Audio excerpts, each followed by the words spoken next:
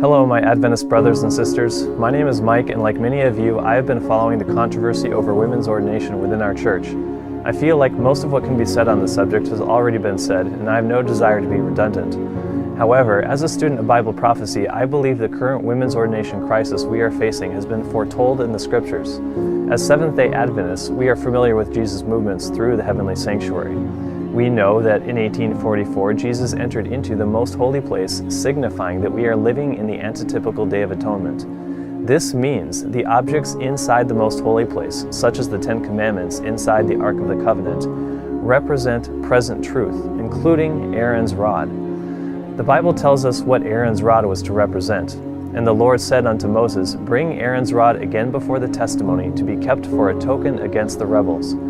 Aaron's rod was to be a token or a sign against those who were in rebellion. Rebellion against what? Against the priesthood. This means that sometime after 1844, when Jesus entered into the most holy place, God's people would pass through another rebellion against the priesthood, another rebellion of Korach.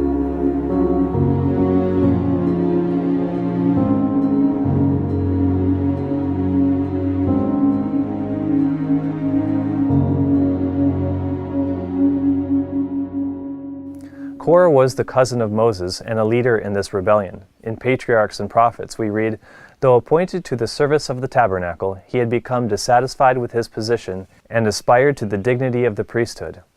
Moses then said to Korah and those gathered with him, Seemeth it but a small thing unto you that the God of Israel hath separated you from the congregation of Israel, to bring you near to himself to do the service of the tabernacle of the Lord, and to stand before the congregation to minister unto them?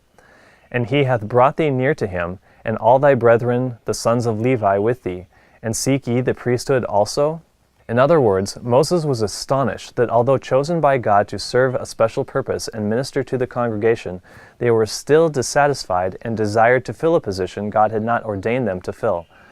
Picture the scene here. Korah and his followers and all the sons of Levi are gathered against Moses as he speaks to them. But Scripture does not say they are gathered against Moses. Moses said in verse 11, Both thou and all thy company are gathered together against the Lord. By rebelling against those ordained by God, they were rebelling against God. You see, at the heart of the matter, this was an issue of authority.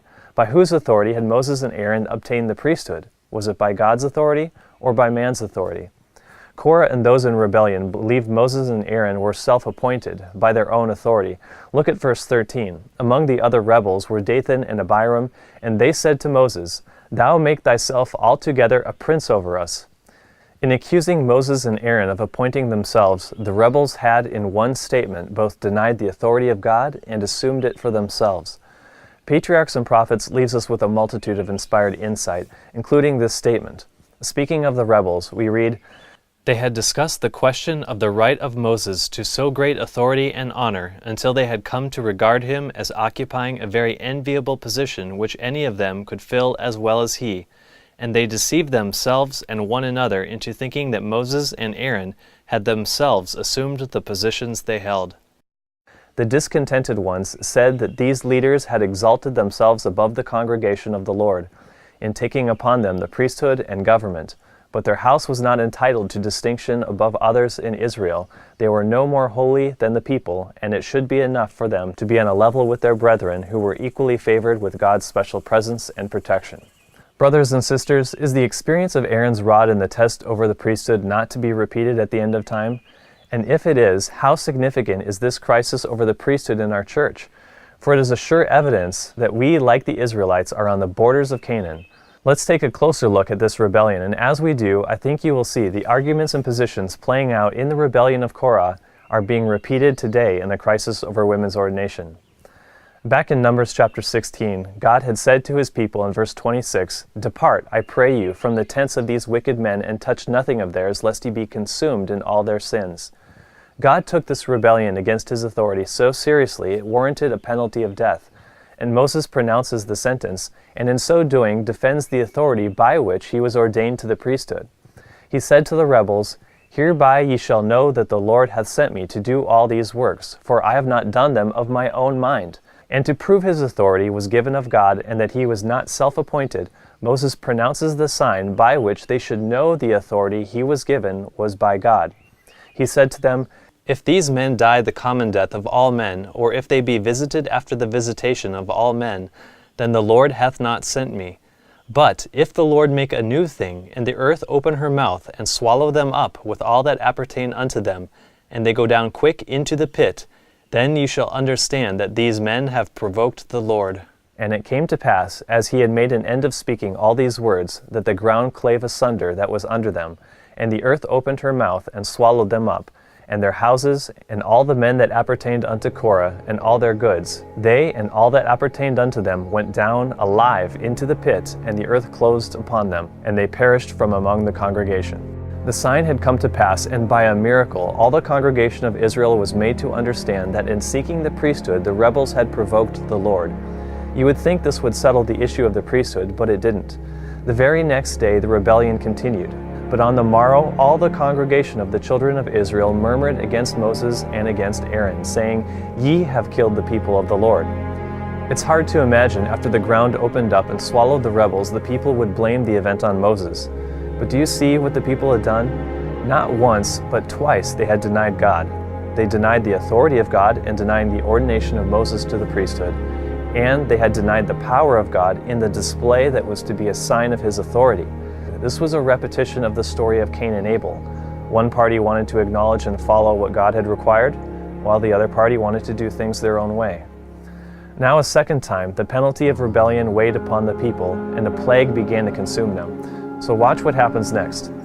Moses said to Aaron, "Take a censer and put fire therein from off the altar, and put on incense, and go quickly unto the congregation, and make an atonement for them. For there is wrath gone out from the Lord, the plague is begun." And Aaron took as Moses commanded, and ran into the midst of the congregation, and behold, the plague was begun among the people. And he put on incense and made an atonement for the people, and he stood between the dead and the living, and the plague was stayed. How did Moses and Aaron stop the plague? By exercising their divine authority as priests. The very act of atoning for the sins of the people and stopping the plague should have been unmistakable evidence that their authority as ordained priests was from the Lord. Furthermore, the people should have been grateful for their intercession. But one last sign was to finally settle the question forever: Aaron's rod. God said to Moses, "Speak unto the children of Israel, and take of every one of them a rod according to the house of their fathers, of all their princes according to the house of their fathers 12 rods. Write thou every man's name upon his rod, and thou shalt write Aaron's name upon the rod of Levi, for one rod shall be for the head of the house of their fathers. And thou shalt lay them up in the tabernacle of the congregation before the testimony where I will meet with you. And it shall come to pass that the man's rod whom I shall choose shall blossom, and I will make to cease from me the murmurings of the children of Israel, whereby they murmur against you." So every one of the princes of Israel, 12 altogether, was given a rod. They wrote their names on their rod and brought them before the sanctuary, awaiting the miraculous sign. And we read in Numbers 17:8, "And it came to pass that on the morrow Moses went into the tabernacle of witness, and behold, the rod of Aaron for the house of Levi was budded, and brought forth buds and bloomed blossoms, and yielded almonds." And so it was, the question of the priesthood was settled by the miraculous budding of blossoms and almonds on Aaron's rod. And so it was written, "And the Lord said unto Moses, Bring Aaron's rod again before the testimony, to be kept for a token against the rebels. And thou shalt quite take away their murmurings from me, that they die not." Why did God instruct Moses to store Aaron's rod in the Ark of the Testimony, or the Ark of the Covenant? There is only one reason given. It was to be kept for a token against the rebels. Not only those of that generation, but for all future generations, including ours. It was a token or a sign for us that the authority of the priesthood was of divine origin, and that only those whom God had ordained for the priesthood shall fulfill that role. How applicable, then, is the significance of Aaron's rod for us as our church faces this crisis? Ellen White also says about Aaron's budded rod, "It was shown to the people and afterward laid up in the tabernacle as a witness to succeeding generations." This miracle effectually settled the question of the priesthood. It was now fully established that Moses and Aaron had spoken by divine authority, and the people were compelled to believe the unwelcome truth that they were to die in the wilderness. It was the miracle of Aaron's rod that led them to finally confess their error. They confessed that they had sinned in rebelling against their leaders, and that Korah and his company had suffered from the just judgment of God. Brothers and sisters, will this ancient miracle settle the question of the priesthood for us? Aaron's rod was assigned to them, and it is assigned to us, that the authority and roles of the priesthood were established by God and not by man. And being established by God, how can man claim to change it without presuming the authority of God? The prophet's pen has written the following for our admonition. Miriam and Aaron had never known the weight of care and responsibility which had rested upon Moses, yet because they had been chosen to aid him, they regarded themselves as sharing equally with him the burden of leadership. We're told Miriam and Aaron, blinded by jealousy and ambition, said, "Hath the Lord indeed spoken only by Moses? Hath he not spoken also by us?" Regarding themselves as equally favored by God, they felt that they were entitled to the same position and authority. Korah and his company had made the same assessment, and though they had received the wrath of God, they said that the congregation were not at fault, since they desired nothing more than their rights. I hear those in favor of the ordination of women repeating the sentiments of Miriam and Korah, saying they desire nothing more than their equal rights. So eerily, these exact same words from the first woman who sought the priesthood now ring from the lips of those proposing the ordination of women. So what did God do? The Lord then called Aaron and Miriam before him. After God spoke with them, we read, "The anger of the Lord was kindled against them, and he departed." So what then became of the only woman in the Scriptures to seek the priesthood? The Bible says, "Behold, Miriam became leprous, white as snow." Those advocating women's ordination often endeavor, like the world, to confuse and blend the difference between men and women, saying we are all the same. They say the Bible is not clear on the subject of ordination, and therefore we should leave it up to the people, while our prophet has explicitly said the Scriptures are plain upon the relations and rights of men and women. Undoubtedly, men and women are of equal value in the eyes of God, but clearly men and women are different physically, and they are different emotionally. They solve problems differently, think differently, and this is because we are created and designed to fulfill different roles. So just what is the role of a woman? Woman should fill the position which God originally designed for her as her husband's equal. The world needs mothers, who are mothers not merely in name, but in every sense of the word. We may safely say that the distinctive duties of women are more sacred, more holy than those of man. Did you catch that? The distinctive duties of a woman are more sacred, more holy than those of man? If this is true, then a woman seeking the priesthood must be seeking a lower position than that for which she was created, would she not? Ellen White continues, "Let woman realize the sacredness of her work and in the strength and fear of God take up her life mission." And just what is her life mission that is more sacred than the duties of a man? It is in the following words. Let her educate her children for usefulness in this world and for a home in the better world. She should feel that she is her husband's equal, to stand by his side, she faithful at her post of duty, and he at his. Her work in the education of her children is in every respect as elevating and ennobling as any post of duty he may be called to fill, even if he is to be the chief magistrate of the nation. Again, we are told in Christian Temperance and Bible Hygiene, the position of a woman in her family is more sacred than that of the king upon his throne. Unmistakably, there is a difference in the duties and roles that men and women have been designed by God to fulfill, and the highest calling we can each have is to fulfill the purpose for which we have been created. If a woman were to assume the role of a man, or a man the role of a woman, both would fall far below their heavenly purpose.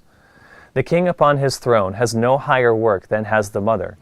The mother is the queen of her household. She has in her power the molding of her children's characters, that they may be fitted for the higher immortal life.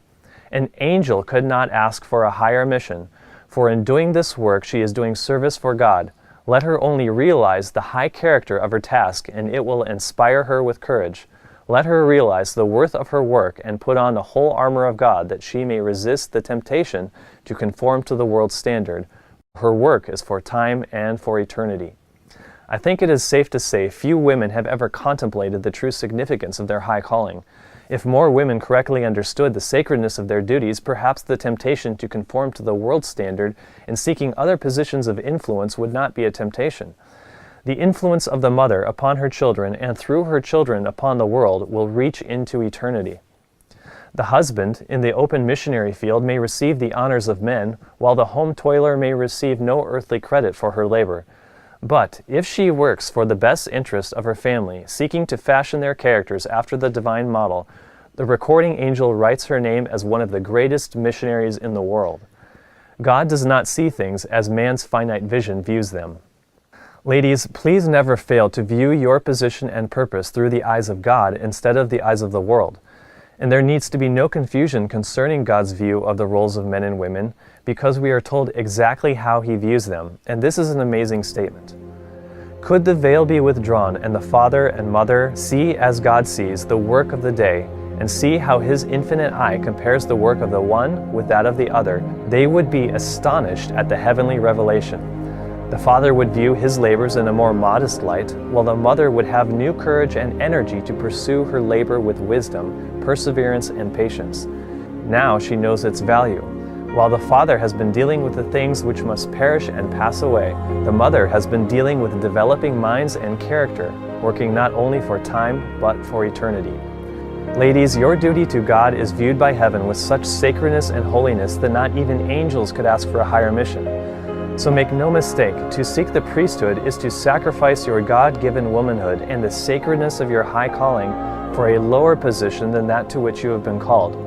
Remember, Satan professed to be seeking to promote the stability of the divine government while secretly bending every effort to secure its overthrow.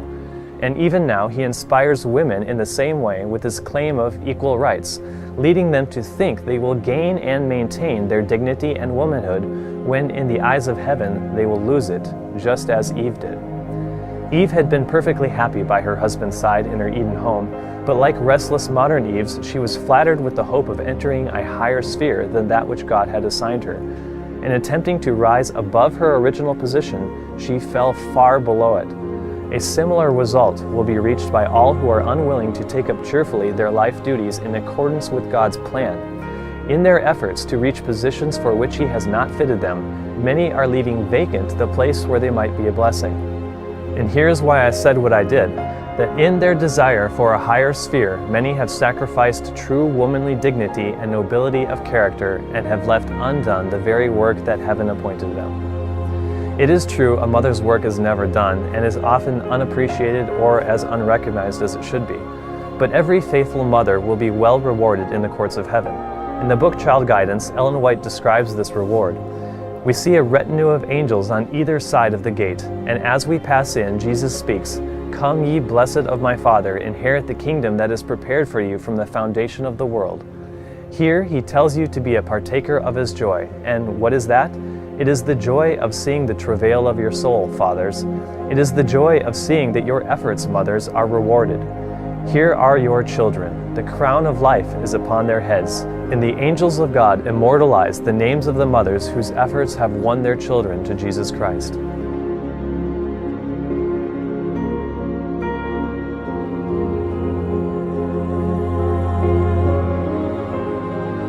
Ladies, never let the devil deceive you into sacrificing the dignity and nobility of heaven's high calling for you for something like the priesthood. If more women correctly understood the purpose of their creation and the role they have been ordained of God to fulfill, there would be fewer women seeking the ordination of the priesthood. But this crisis over women's ordination does not lay entirely at the feet of the woman. Men are also to blame. Do you know what is missing from the world the most? The greatest want of the world is the want of men.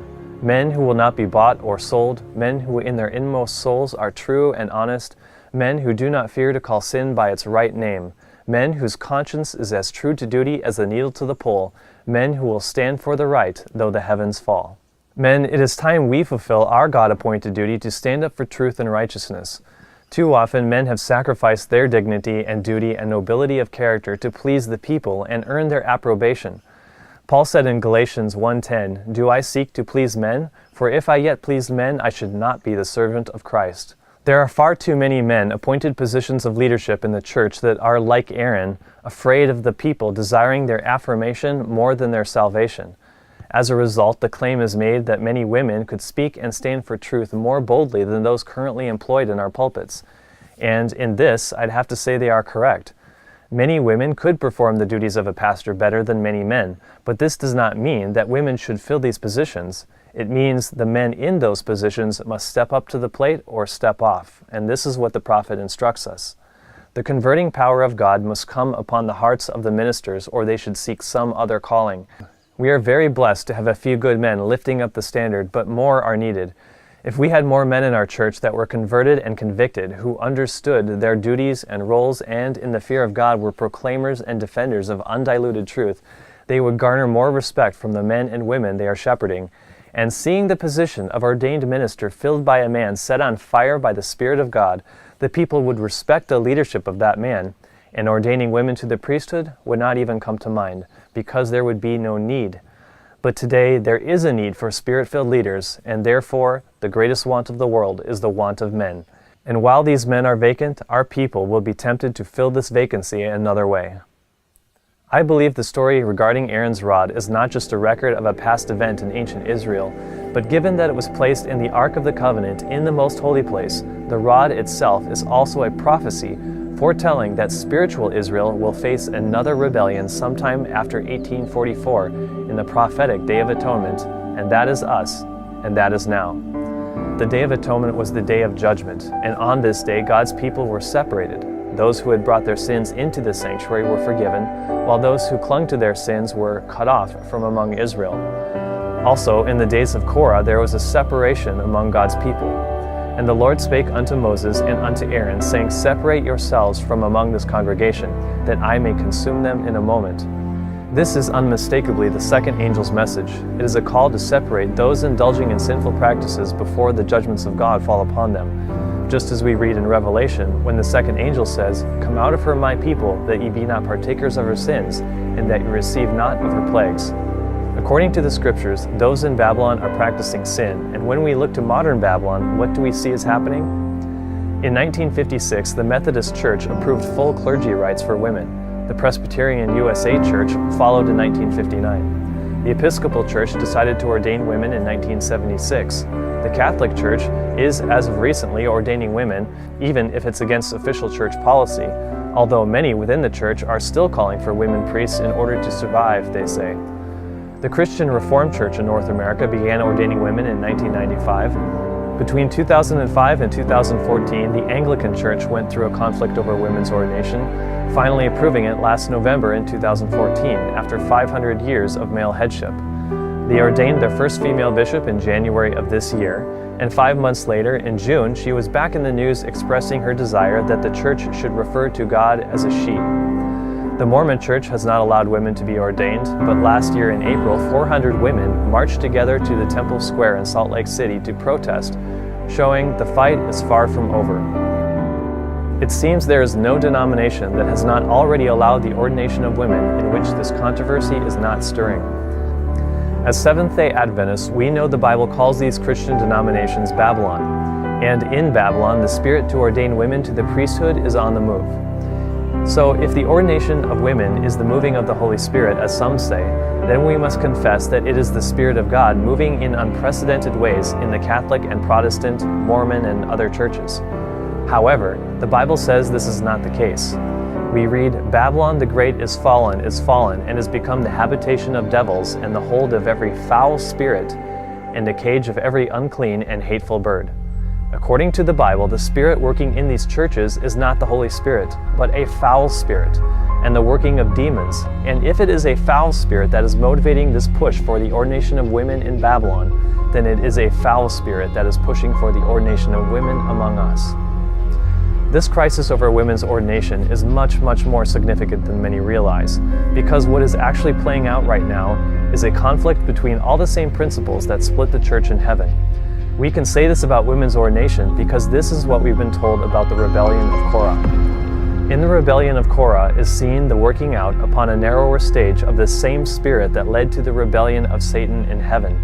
It was pride and ambition that prompted Lucifer to complain of the government of God and to seek the overthrow of the order which had been established in heaven. Since the fall, it has been his object to infuse the same spirit of envy and discontent, the same ambition for position and honor into the minds of men. He thus worked upon the minds of Korah, Dathan, and Abiram to arouse the desire for self-exaltation and excite envy, distrust, and rebellion. Notice in particular this next statement. We're told Satan caused them to reject God as their leader by rejecting the men of God's appointment. And the same thing is happening right now.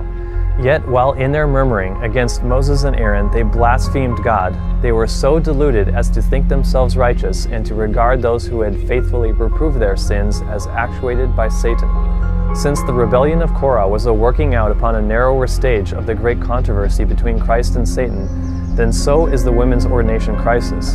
And if in the rebellion of Korah it was sin and blasphemy to murmur against and reject the men of God's appointment, it must also be true today as well. We are all looking so closely for the coming Sunday laws and the last battle between Christ and Satan over the law of God that we do not recognize the same conflict being played out in the present crisis. In 1990, the worldwide Seventh-day Adventist Church voted no regarding women's ordination. As if the question was not settled, it was again brought to the GC in 1995, and again the vote was no. Now here we are in 2015, and the issue is to be voted on for the third time. How many times does the World Church need to vote on this before the result is upheld?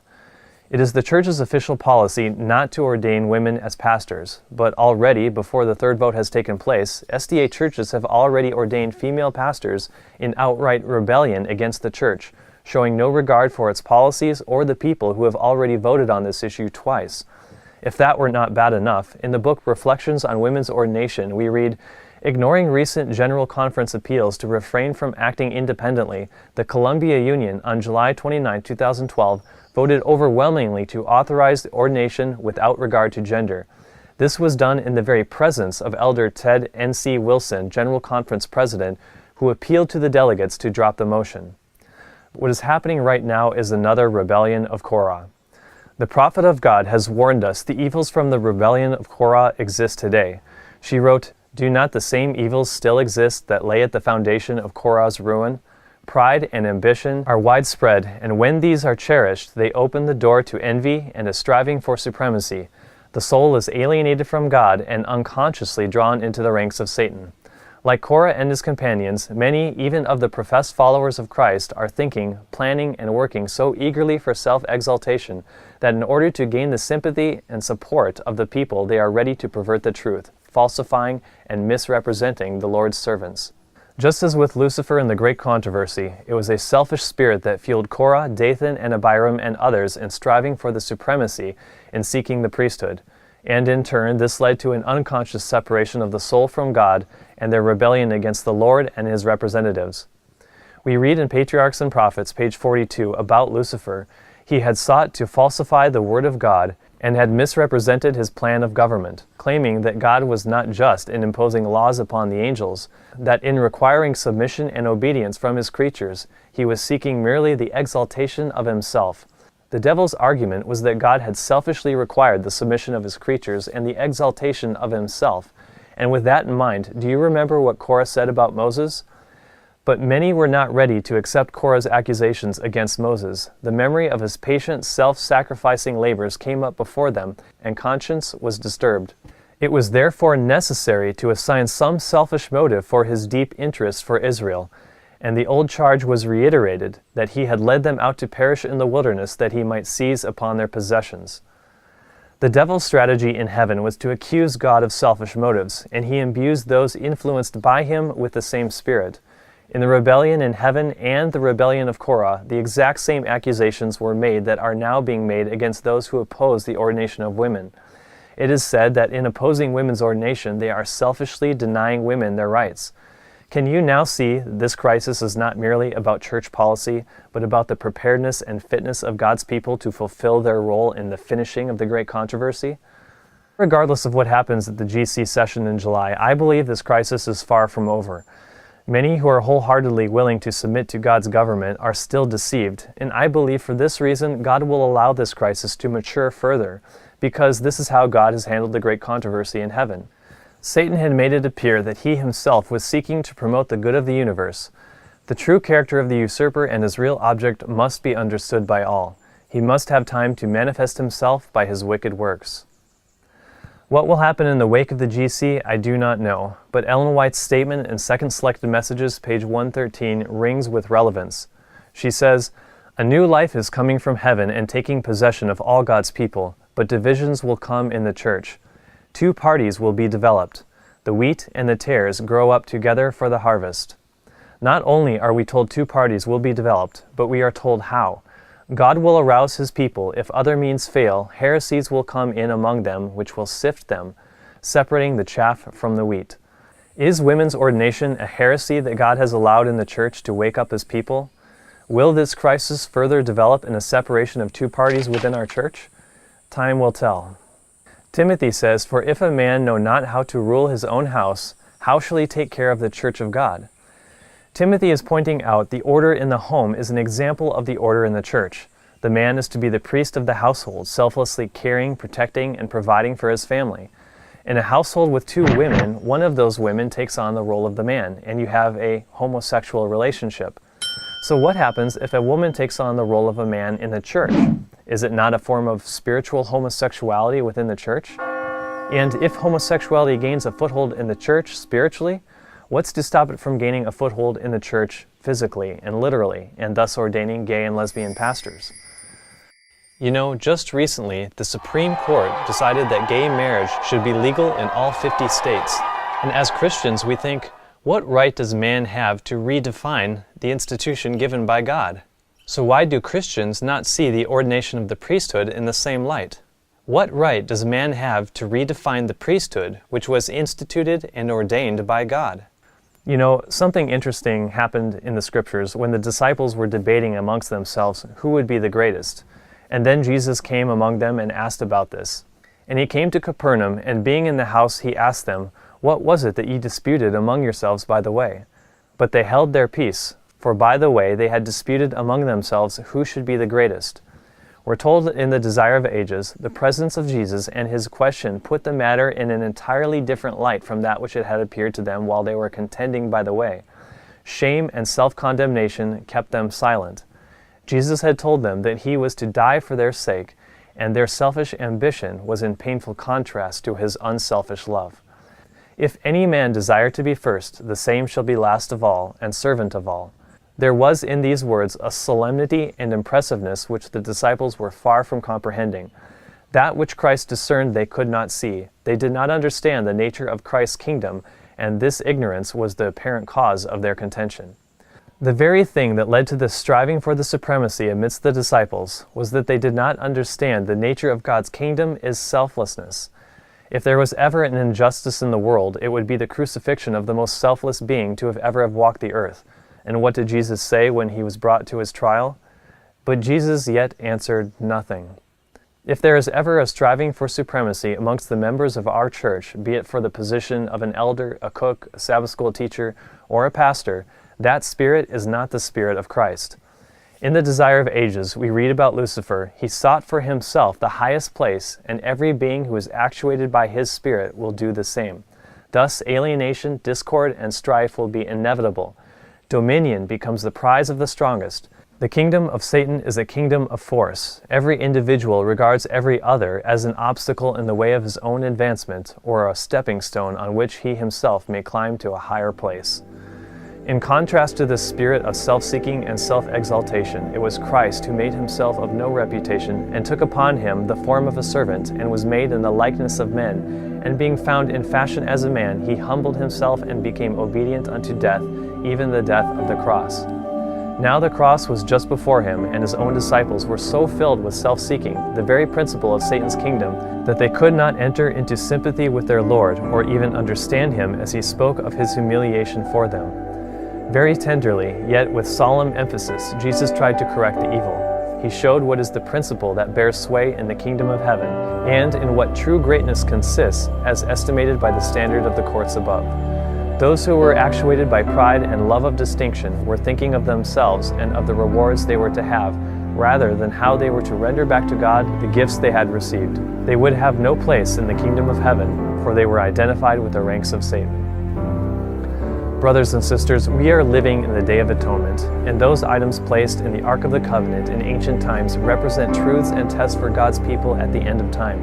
Aaron's rod was placed in the Ark of the Covenant to be kept for a token against the rebels. And thou shalt quite take away their murmurings from me, that they die not. Aaron's budded rod is a sign from which all succeeding generations must learn from the mistakes of Korah and his rebels. And I believe when God worked a miracle and caused Aaron's rod to bud and bring forth almonds, that he was also thinking about us. Aaron's rod is present truth. It is a present test, and the real question before us is not so much about the ordination of women as it is about the selfless or selfish order of our own hearts. And on this point, we all must cast a vote.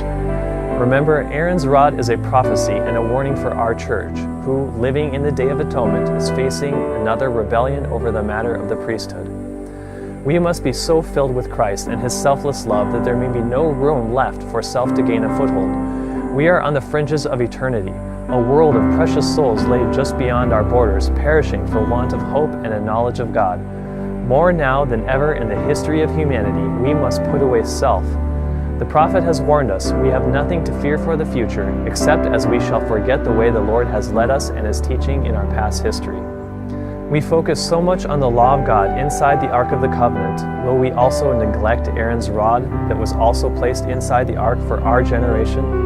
And if there be any doubt, let me leave you with this last question posed by Ellen White. The history of the rebellion of Dathan and Abiram is being repeated and will be repeated till the close of time. Who will be on the Lord's side? Who will be deceived and in their turn become deceivers?